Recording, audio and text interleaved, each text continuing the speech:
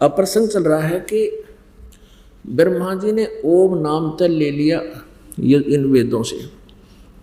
इनकी बुद्धि ने काम नहीं किया कि यजुर्वेद अध्याय नंबर 40 के अंतिम मंत्र में 17वें मंत्र में यजुर्वेद के अंतिम मंत्र में निर्णायक ज्ञान दे दिया कि वो परमात्मा तो गुप्त है। गुप्त है उसके बारे में तत्वदर्शी संत बतावेंगे, वो क्लियर कर दिया 40वें अध्याय के 10वें और से लेकर 13वें तक इन 4 श्लोकों में 4 मंत्रों में।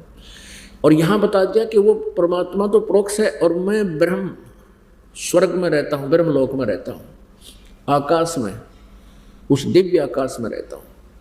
मैं ब्रह्म हूँ, मेरा ओम नाम है। ये देखिएगा, ये वही यजुर्वेद हमने ये पढ़ा भी 15वां हमने पढ़ लिया।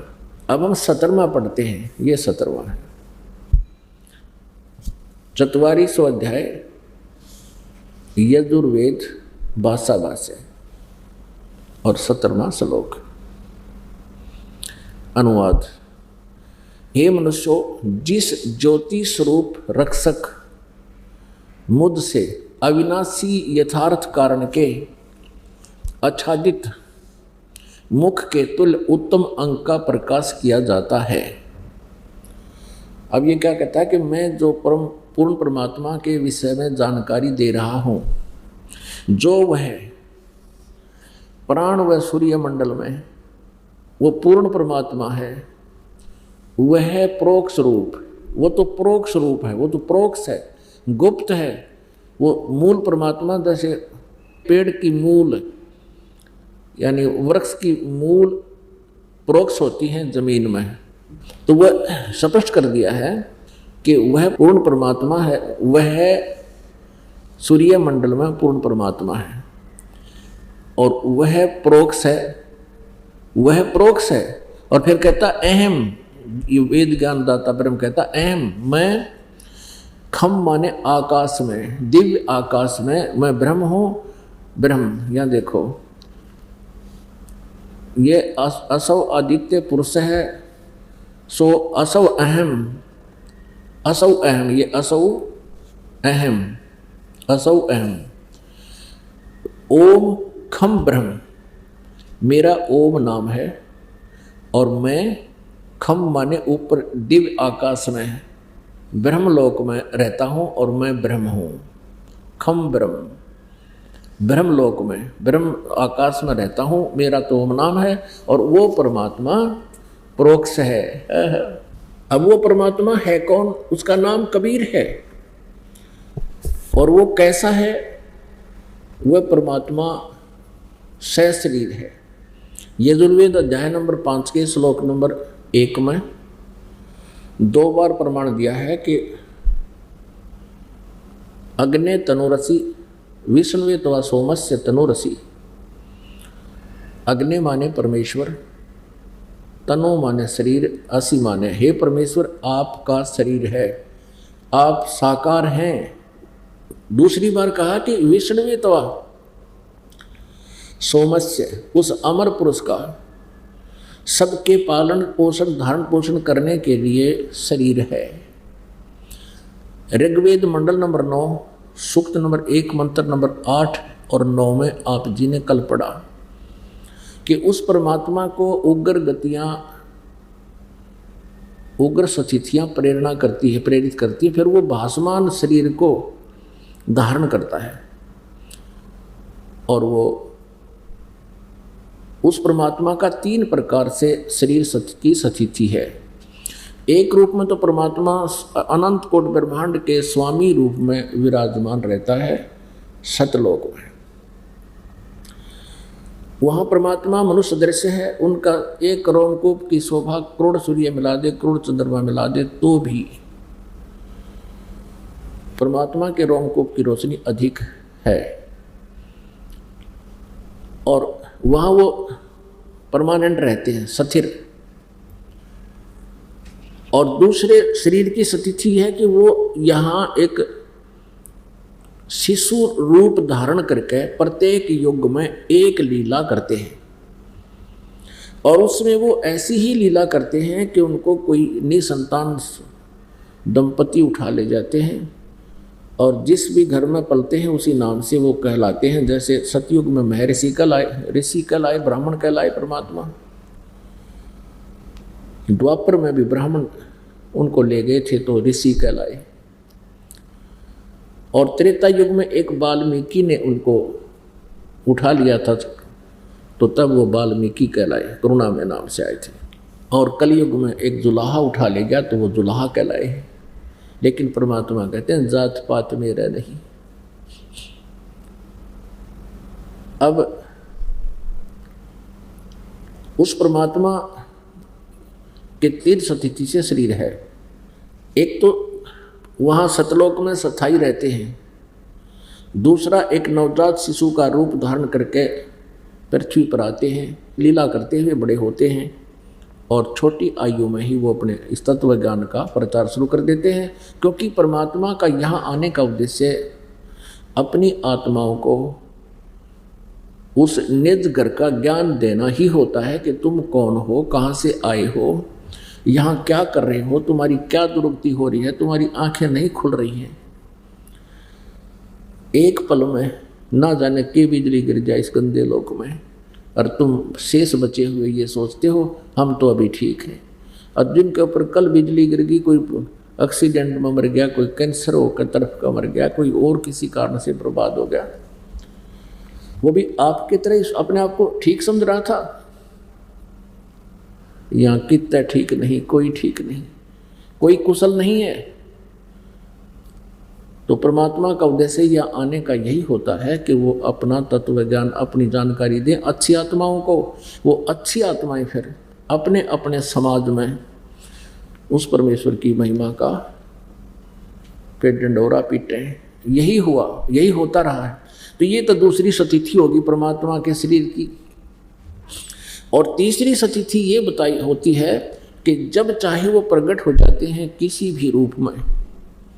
जैसे अब्राहिम सुल्तान अदम को मिले, एक जिंदा महात्मा का रूप बना कर प्रकट हो गए और उनका अज्ञान हटाया, अपनी शरण में लिया, मोक्ष का अधिकारी बनाया। ऐसे आदरणीय नानक देव जी को बेई नदी पर मिले, उनकी आत्मा को सचखंड लेकर गए। 3 दिन 3 रात तक उनके शरीर को अदृश्य कर दिया। तीसरे दिन वो वापस भेज दिए। नानक साहब जी ने ऊपर देखा सचखंड में पूर्ण परमात्मा को, सतपुरुष को, कबीर देव जी को। एक रूप में तो वहाँ तख्त पर बैठे थे, दूसरे रूप में उनके साथ एक जिंदा महात्मा के रूप में साथ गए थे। लेकिन ऊपर जाकर के वो जिंदा वाला रूप ही अकेला सिंहासन पर विराजमान रह गया और जो पहले परमात्मा विराजमान थे, तेजो में शरीर था, वो कबीर देव जी के शरीर में समा गया उस जिंदा महात्मा के रूप में। तो ऐसे 3 सत्य फिर नानक साहब जी को वापस भेज दिया।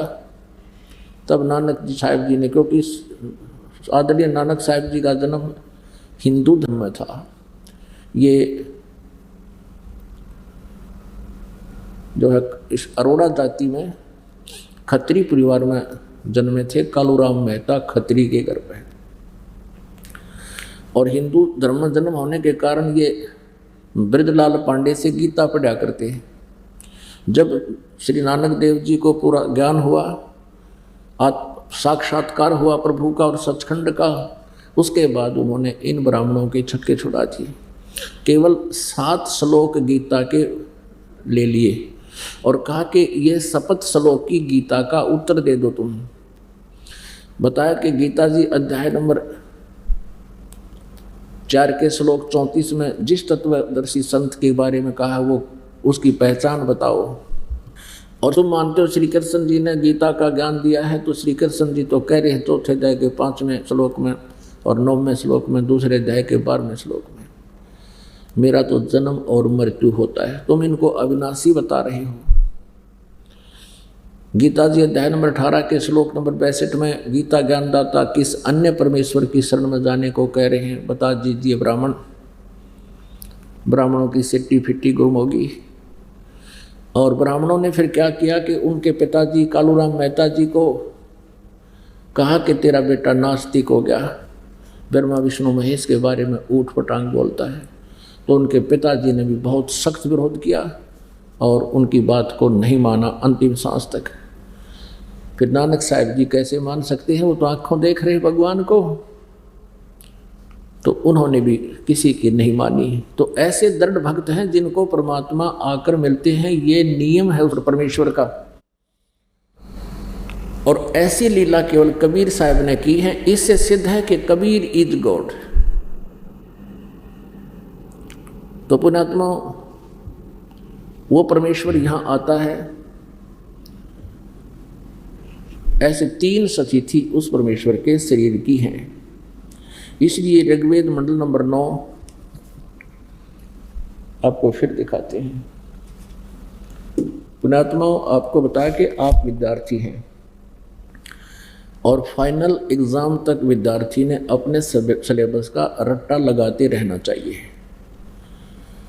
नहीं तो फिर भूल पड़ जाती है, एग्जाम में फिर विचलित हो जाता है। जब तक आप इस संसार में हैं, आप विद्यार्थी हैं। जब आपका शरीर छूटेगा तब आपकी परीक्षा प्रारंभ होगी। कल भी बताया था, फिर भी आप नोट करते रहिए क्योंकि नए श्रोता भी आते हैं। शरीर छूटने के बाद आपका सूक्ष्म शरीर होता है, ये शरीर रह जाता है यहाँ पर। इस शरीर के माध्यम से हमने जैसा भी अभ्यास प्रैक्टिस किया है, जितनी भी भक्ति कमाई की है, वो सूक्ष्म शरीर में रह जाती है। वही स्वभाव, वही क्रियाएं, वैसे ही भाव। तो फिर आगे चलकर जब हम यहाँ से चलते हैं तो फिर हमारी परीक्षा होती है, तो उस समय ये ज्ञान आपको याद रहेगा, तो काल आपको विचलित नहीं कर पाओगा। अब आपको दिखाते हैं ऋग्वेद मंडल नंबर 9 सूक्त नंबर 1 और मंत्र नंबर 8 और 9 में, जैसा कल भी दिखा था। ये देखिएगा, प्रकाशक सार्वदेशिक आर्य प्रतिनिधि सभा, महर्षि दानलीला मैदान, नई दिल्ली। ये इन्होंने वैसे गलत कहा, यहाँ पर महर्षि दान सरस्वती कृत नहीं है, या फीत या मोहर वैसे लगा देते थे इसकी, क्योंकि जहाँ महर्षि दान का नाम लिखा होता ये वेद बिक जाया करते हैं। इन्होंने दुकान खोल रखी थी, इन अड़ंगा उड़ंगा करके उल्ट वेद अनुवाद, और जहाँ इसका महर्षि का मोहर लगी पाई तो उन्होंने सब ने खरीद लिए, बुद्धिमान लोगों ने, नहीं तो वो खरीदते नहीं थे। मुद्रक है प्रिंस ऑप्शन प्रिंटर 1510 पटौदिया दरियागंज नई दिल्ली। अब ये कंसेप्ट क्लियर करना पड़ेगा क्योंकि ये प्रसंग बीच में आ गया कि ये दानंद जी का अनुवादित नहीं है, 9वां मंडल 9वां और 10वां। अब आपको ये कंसेप्ट क्लियर करते हैं कि ये जो इन्होंने गलत लगा रखा है, लिखा है महर्षि दानंद सरस्वती कृत, ये दानंद जी का अनुवाद नहीं है इसमें। इससे स्पष्ट होगा, ये देखिएगा, ये एक महात्मा है श्रीपाद दामोदर सातवलेकर, ऋग्वेद भाष्यम, भाष्यकार हैं महर्षि दानंद सरस्वती। ऋग्वेद के केवल 1 से लेकर 6 मंडल तक इसने अनुवाद किया हुआ है, बस। इसके बाद इनकी मृत्यु हो गई थी। उसके बाद श्रीपाद दामोदर सातवलेकर ने 7 से लेकर 10 मंडल तक का अनुवाद किया। ये झूठे नरे थे यार, ये समाज के आचार्य हैं। इन्होंने झूठ के सारे ही अपनी दुकान चला रखी थी। ये आर्य समाज के आचार्य नरे झूठे, ये आपके समक्ष हैं। इन्होंने अपनी दुकान चला रखी है, इन वेदों को सत्यार प्रकाश को बेच कर अपना ये काम चला रहे थे। और जब इनकी पुलिस दास ने खोल दी तो इनका आग लग गई। इन्हें सोची तुम्हारी दुकान बंद होगी, ये क्रोथा कांड करवा दिया, नाश करवा। ये तो जनता के नाशक हैं, ये शुरू से ऐसा करवाते आए हैं। लेकिन वर्तमान में आज से 600 वर्ष पहले वाला मानव नहीं है, बहुत बुद्धि रखता है और प्रत्येक इंसान की वो चाल को समझता है, बोलते ही परख जाता है ये कहाँ बोल रहा है, यह क्या उद्देश्य रखता है। तो अब ऋग्वेद मंडल नंबर 9 फिर दिखाते हैं, उसमें क्या अनुवाद किया है। यदि ये महर्षि दानंद इसका अनुवाद करता है, इसका नाश कर देता, कति कुछ भी समझ में नहीं आने देता। शुक्र है इसकी जल्दी मृत्यु होगी, 59 साल की उम्र में। उसके बाद फिर इन्होंने अन्य आचार्यों ने मिलता जुलता सा कुछ ठीक अनुवाद कर दिया, जो आज हमें आपको समझाने में सुविधा हो रही है, नहीं तो दास को तो 100% विश्वास हो गया था, जो मालिक ने वचन बोल दिया फाइनल है। और जिन महापुरुषों ने परमात्मा को देखा, जैसे आदरणीय गरीबदास साहिब जी, गांव छुड़ानी, जिला झज्जर, हरियाणा वाले, इनको भी परमेश्वर आकर मिले थे। ऐसे ही तीसरी सतीथि में जिंदा महात्मा के रूप में आए थे, जैसे श्री नानक देव जी को मिले, ऐसे आदरणीय दादू साहिब जी को मिले, ऐसे आदरणीय गीसा दास साहिब जी को मिले, खेखड़ा वाले को, इस उत्तर प्रदेश मेरठ जिला में।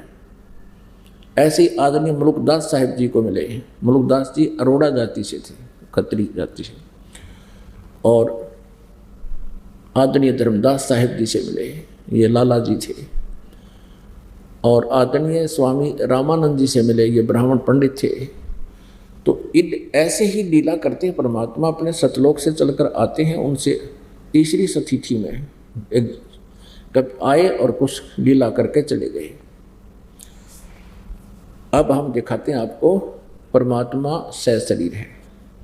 ये वही ऋग्वेद मंडल नंबर 9, 10 महर्षि दान, ये गलत लिखा है ना, यहाँ देखो, यहाँ भी प्रकाशक सार्वदेशी कार्य प्रतिनिधि सभा महर्षि दान, भवन रामलीला मैदान, नई दिल्ली। ये गलत लिखा है उन्होंने, महर्षि दान सर स्वीकृत। 9 और 10 मंडल महर्षि दानंद के नहीं है, 7 से लेकर 10 तक अन्य किसी आचार्य ने किए हैं। मुद्रक हैं Prince offset printers, 1510 Pataudi house, Daryaganj, नई दिल्ली से। इसके 9वें मंडल का आप देखिएगा, ये नवा मंडल ऋग्वेद का 9वां मंडल है। और ये प्रथम सूक्त और प्रथम ही मंत्र, इसमें इन्होंने कहा है सोम माने हे परमात्मन। अब दूसरा मंत्र, मंडल नंबर 9 सूक्त नंबर 1 है और मंत्र नंबर 2, एक आपने पढ़ लिया, ये 2, इसमें भी हे परमात्मन। ये 3 मंत्र में हे परमात्मन, ये 4 मंत्र में हे परमात्मन। ये दास आपको क्या समझाना चाहता है ये देखिएगा, 5 में हे परमात्मन। और यही ऋग्वेद मंडल नंबर 9 सूक्त नंबर 1 के मंत्र नंबर फिर 6 में भी हे परमात्मन।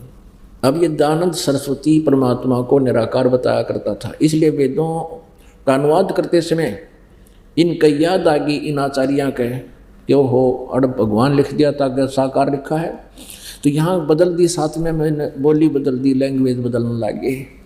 उस पुरुष को यहाँ लिखना था उस परमात्मा को, आगे देखो 8वें में भी बोली बदल गई है, उस पुरुष को यहाँ लिखना था उस परमात्मा को, क्योंकि वो आगे लगातार 6 में परमात्मा परमात्मा कह रहे हैं। यहाँ कलम कैसे रुक गई उनकी, क्योंकि ये नहीं चाहते थे जनता को सच्चाई का पता लगे। लेकिन कब तक छुपा सकते हैं, चोर चुरावे तुम बड़ी गाड्डा पानी में, वह गाड्डा वह ऊपर आवे न सच्चाई छानी ना। उस परमात्मा को उग्र गतियाँ यानी विशेष परिस्थितियाँ प्रेरणा करती हैं। जैसे जब परमेश्वर आए, कबीर जी, आग लगी पड़ी थी, कोई भक्ति को जानता नहीं था, उत भूत की पूजाएं शुरू कर दी थी। उस परमात्मा को उग्र गतियाँ प्रेरणा करती हैं। और भासमान शरीर को, तेजोमय शरीर को वह पुरुष यानी वह परमात्मा प्राप्त होता है। तेजोमय शरीर धारण करता है, उसका तेजोमय शरीर होता है। आगे देखो, अब यहाँ लिखा है जिसमें 3 प्रकार से, जिसमें त्रिधातु 3 प्रकार से दूसरों का वर्ण करने वाला, दूसरों का कल्याण करने वाला मधु में शरीर मिलता है। 3 प्रकार से शरीर धारण करता, उनमें से एक प्रकार जो शिशु रूप में आते हैं उसका यहाँ वर्णन दिया है कि जब वो परमात्मा शिशु रूप में प्रकट होकर के लीला करता है तब कुंवारी गायें उसकी परवरिश करती हैं। कुंवारी गायों से के दूध से परमात्मा की लीला होती है, परवरिश की। उस सोमम माने सोम स्वभाव वाले श्रद्धालु पुरुष को यहाँ पुरुष लिखना शुरू कर दिया। पुरुष माने वैसे परमात्मा होता है, लेकिन इनका वजह से यहाँ केवल एक सिंपल मनुष्य सिद्ध करना चाहा, श्रद्धालु लिख दिया। उस परमेश्वर को जो शिशुम, इसका अर्थ नहीं क्या शिशुम का, शिशु रूप में प्रकट होता है। उस समय वहाँ लिखना था उस शिशु रूप में प्रकट परमात्मा के इन कुमार अवस्था में ही अभी अधन्या माने बिना दनाई, अभी माने सब प्रकार से, यानी पूर्ण रूपेण कंवारी जाके संग बैल नहीं लागा, गाय की बच्चिया दूध पीना छोड़ चुकी हो, और कभी बैल से सांड से टच ना हुई हो उसको कंवारी समझो। अंडरस्टूड है कंवारी शब्द। कंवारी गाय अभी अधन्या यानी बिल्कुल क्लियर किया है इसको समझे। कंवारी धेनव माने गौवें, धेनु माने गायें, गौवें तृप्त करती हैं, उसका पालन की लीला करती हैं। वो परमात्मा क्या करता है? अब आपको पुणात्माओं ये वेद हमने सुने थे पहले। इस दास की आयु सन 1988 में 37 वर्ष की थी इस शरीर की। उसमें दास को उपदेश प्राप्त हुआ था सन 2001 में जब क्रोथा आश्रम बन चुका था, परमेश्वर ने प्रेरणा की, एक वाणी याद आई कि वेद मेरा भेद है और मैं मिलूं वेदन से नाही, और जौन वेद से मैं मिलूं वो वेद जानते रहे। तो दास ने सोचा परमात्मा की वाणी मिथ्या नहीं हो सकती।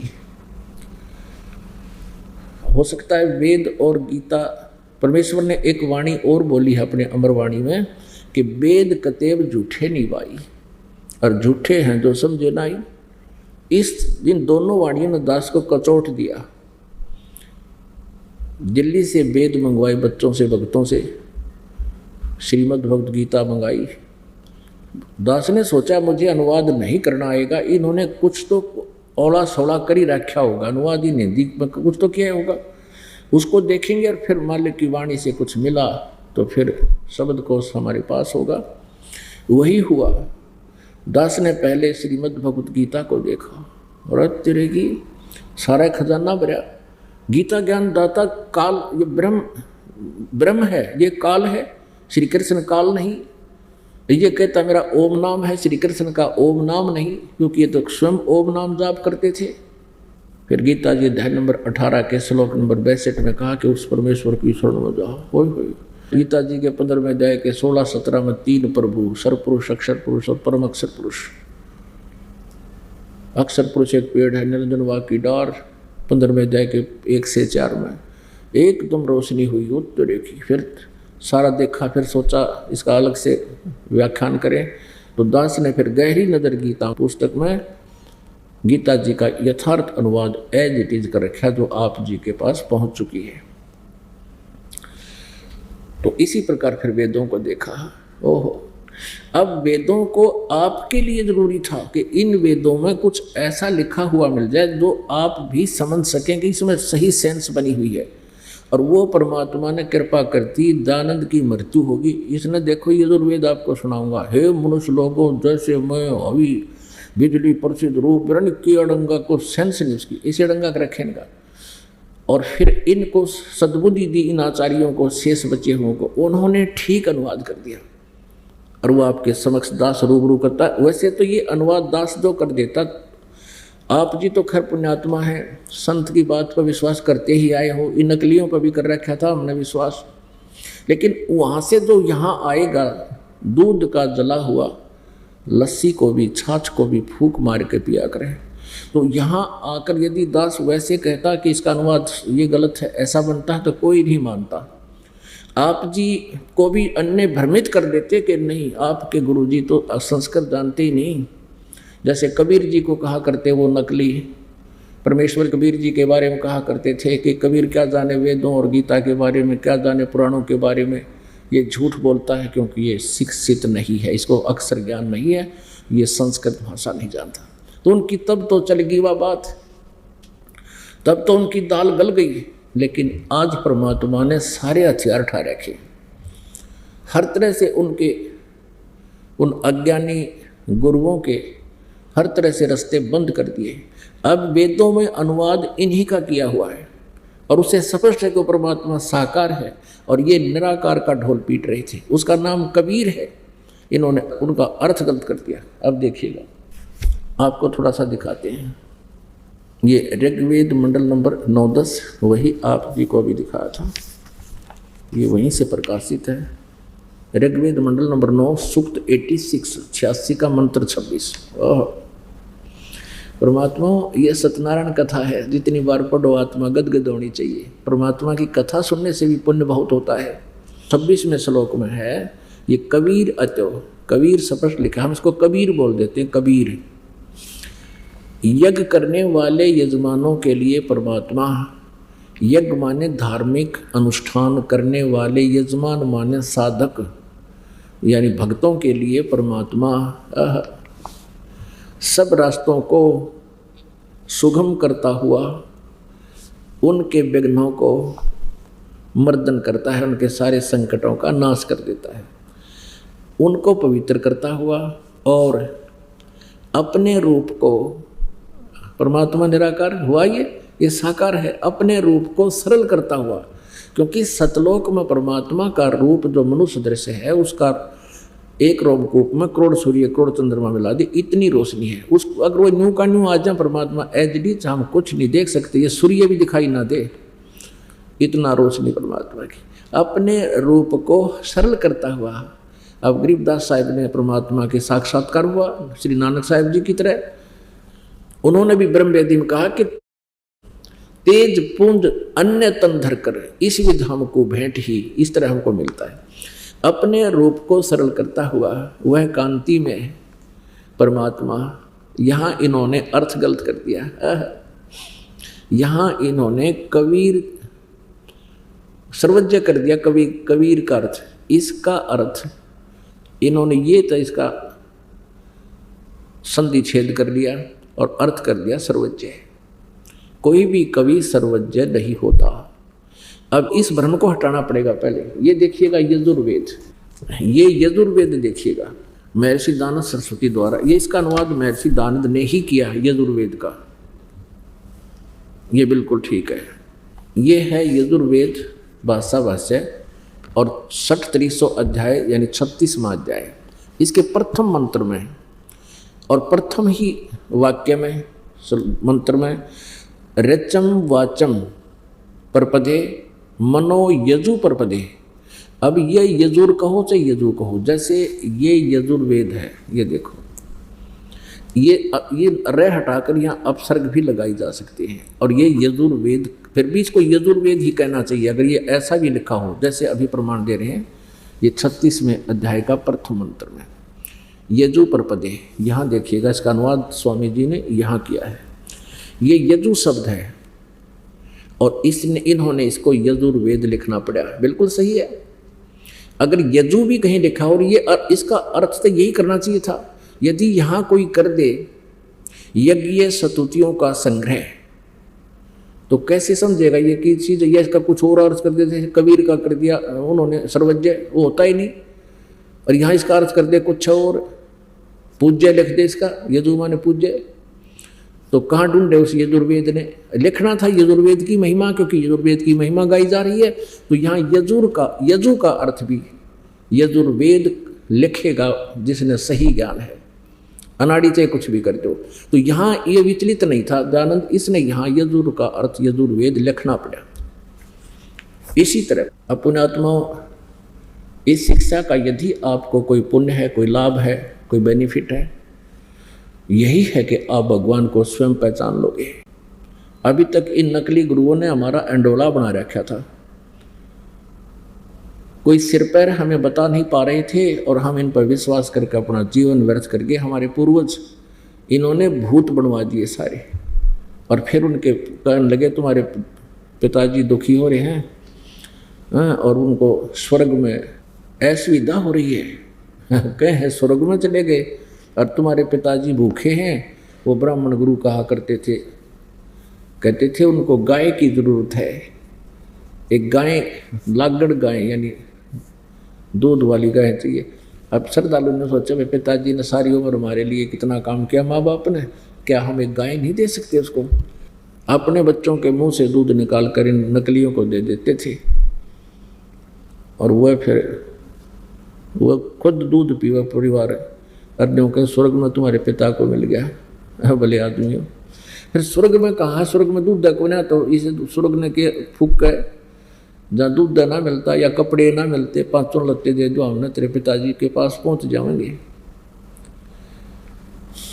एक बार परमात्मा कबीर जी गंगा के घाट पर गए, वहाँ बनारस में एक स्नान करने का स्थान था, वहाँ ब्राह्मण लोग और अन्य उनसे भ्रमित व्यक्ति गंगा का जल उठावें और नो का नो गंगा में डाल दे, और या कुछ एक बाहर से लाकर पटड़ी पर सूर्य की तरफ मुँह कर डाल दे। तो परमात्मा ने पूछा, तुम क्या कर रहे हो श्रद्धालुओं और ऋषिजियों, ब्राह्मणों, तुम क्या कर रहे हो? कहने लगे, हम अपने पितरों को स्वर्ग में जल भेज रहे हैं। बड़े हंसे परमात्मा। बोला, अच्छा, इतनी करोड़ों अरबों कोस दूर तुम्हारे देवताओं को, पितरों को ये जल मिल जाता है? हाँ। तो परमात्मा बढ़ गए धोती टैंक है गंगा में और लगे ऐसे पानी पटड़ी पर फेंकने, गंगा का अंधाधुंध मट गई। कुछ एक ने पूछा, कबीर क्या कर रहे हो आप? कहने लगे, वहाँ मैंने अपनी झोंपड़ी के पास एक बगीचा लगा रखा है, उसमें पौधे हैं छोटे छोटे, उनको पानी भेज रहा हूँ। तो वह कहने लगे, मूर्ख, जो वहाँ कैसे पानी जाएगा? सारा यहीं तो गिर रहा है, वहाँ तक कैसे जाएगा? जब तुम्हारे पितरों के पास करोड़ों किलोमीटर चला जाएगा तो मेरी 2 किलोमीटर में नहीं जाएगा क्या? ये है मूर्ख बना रहे, मन तो मूर्ख और मूर्ख तुम आप। तो पुणात्माओं, ये परमेश्वर पूर्ण ब्रह्म, इन्होंने आकर ये यथार्थ ज्ञान दिया। अब आप देखिए, अब परमेश्वर की महिमा पढ़ोगे, जहाँ कवि शब्द भी इन्होंने लिख दिया, उस कबीर का अर्थ भी कबीर देव लिखना पड़ेगा। हम उसको कबीर साहब कहने लगे। ये संस्कृत के ज्ञाता और व्याकरण के माहिर, यदि ये कहें कि इसका अर्थ हम अर्थ ना करें और कवि लिख दें, कवि लिख दो कि वो कवि परमात्मा है, क्योंकि उस परमात्मा को कवि, उसका नाम ही कवि है। हम कवि को कवि कहने लगे, कवि, हम कवि साहब। लेकिन इस वेदों में कबीर देव है और कबीर देव की वजह से हम कबीर साहब कहने लगे अपनी मातृ लैंग्वेज में, मदर लैंग्वेज में। कबीर देव, देव माने परमेश्वर, देव माने साहब होता है। साहब कहो, भगवान कहो, राम कहो, तो इस प्रकार ये कबीर देव, हम कबीर साहब कहने लगे। तो अब देखिएगा, ऋग्वेद मंडल नंबर 9 और सूक्त नंबर 86 और मंत्र नंबर 26 ये हम पढ़ रहे हैं। ये आपने पढ़ लिया, हम यहाँ तक आ गए कि यज्ञ करने वाले यजमानों के लिए परमात्मा, धार्मिक अनुष्ठान करने वाले भक्तों के लिए प्रभु परमात्मा, सब रास्तों को सुगम करता हुआ उनके विघ्नों को मर्दन करता है, उनको पवित्र करता हुआ और अपने रूप को सरल करता हुआ, हल्के तेज पुंज का रूप धारण करके वह कांति में परमात्मा कबीर देव। अब समझ में आओगे आपके, कबीर देव, कबीर साहब, विद्युत के समान, ओह कहते पहुंचूंगा क्षण एक में अपने जन के पास, एक क्षण में बिजली जैसी गति से आता है क्रीड़ा करता हुआ और वर्णीय पुरुष को प्राप्त होता है। वर्णीय माने श्रेष्ठ दृढ़ भगत को। आगे देखियो, अब 27वें श्लोक में ऋग्वेद मंडल नंबर 9 सूक्त नंबर 86 का मंत्र 26 पढ़ लिया। अब 27 पढ़ते हैं। ये निराकार निराकार करा करते बकवादी। इसमें लिखा है कि जो परमात्मा ध्रुवलोक के तीसरे पृष्ठ पर रहता है, बैठा है, विराजमान है, यानी एक देशीय है, ऊपर सतलोक में बैठा तीसरे लोक में। अब ऋग्वेद मंडल नंबर 9 सूक्त नंबर 82 का ये देखिएगा, 1 2 3 इसमें और क्लियर कर दिया है। और ये एक मंत्र यहाँ पर है, ऋग्वेद मंडल नंबर 9 सूक्त 82 का मंत्र 1, जो सर्वो उत्पादक प्रभु प्रकाश स्वरूप है। यहाँ पर अरुष्य का मतलब है तेजो में शरीर युक्त, सद्गुणों की वृष्टि करने वाला, पापों का नाश करने वाला, पापों के हरण करने वाला, वह राजेव, राजा के समान। राजेव, ये देखो 269 पृष्ठ पे है ये राजेव, राजा के। आगे देखो 270 पे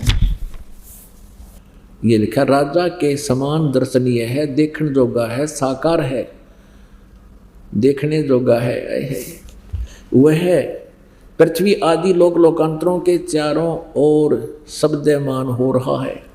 वह वर्णीय पुरुष को, वर्णीय पुरुष यानी श्रेष्ठ भगत को, व्यक्ति को, श्रेष्ठ व्यक्ति को, जो दृढ़ भक्त है, अच्छी आत्मा को जो दृढ़ है, फिर किसी के नहीं सुनता, तो एक सारा संसार कुछ कर लो, उसको पवित्र करता हुआ प्राप्त होता है। कैसे? जिस प्रकार विद्युत यानी आकाशीय बिजली और स्नेह वाले स्थानों को आधार बनाकर प्राप्त होता है। जैसे आकाशीय बिजली गिरती है